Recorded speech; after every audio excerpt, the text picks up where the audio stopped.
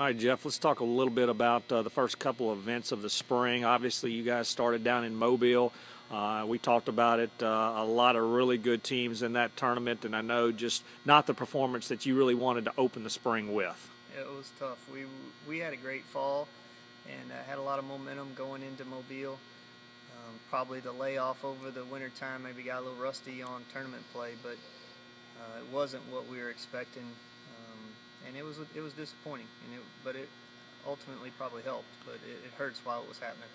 Do you think maybe the kids were a little too excited to start the year? Was it? I mean, what goes into a performance like that? Probably a little too hyped up. They were really excited about playing. They knew the venue was going to be a decent venue, but the field was going to be very competitive. Probably the most competitive event we've played in since I've been here. The field was very strong, and that might have got them a little bit too jazzed up to play. I know following that event we talked, and obviously you were down, but you knew still that you had a very good team, and it was just a matter of showing that. You come back this past weekend in Houston against just as good of a field of teams, and you finished fourth. It was took a lot of heart to come back after getting your teeth kicked in, as I say. But they did that, and they came back and they performed, and they did what I expect them to be able to do.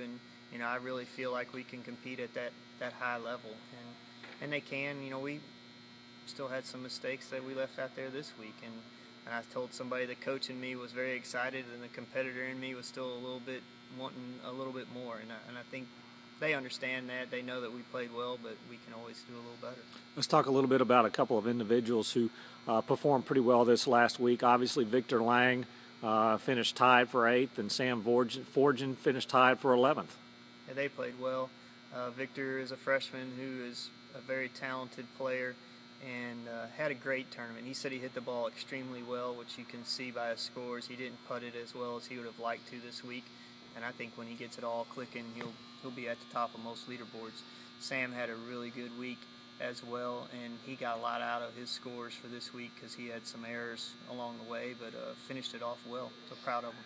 This coming week, you're going to go down to Lafayette. Talk a little bit about the field down there and what you're expecting. This is another strong event for us. I think we're going in 7th out of 13 teams, so it'll be a good venue. Oakbourne is a scoreable golf course, so I think you probably see, if the weather's going to be good, we'll see some lower scores this week. But the competition again is there, and we'll have to perform to be at the top of this leaderboard. And then following that, you have your own tournament here at home, the Argent Financial Classic at Squire Creek. I think that's March the 10th through the 12th. Talk a little bit about your college am and then that field of teams. Well, we'll have a college am on Sunday at 12:30. It's a 4-man scramble. Anyone is welcome to come and play, and you can call me to do so at 245-8211, and I'd be glad to have you come and join us. It's at Squire Creek. It's $200 a person. It's a 4-man scramble. We'll pair you with another college player, and you'll be able to enjoy your round there, and it does help support our program. Then we'll play on Monday and Tuesday. We'll play 36 holes Monday and 18 on Tuesday. You're welcome to come out and spectate. It's our home event. LSU will be here. North Texas will be here. And those are probably the top teams in the program. So we've got some good competition at home as well.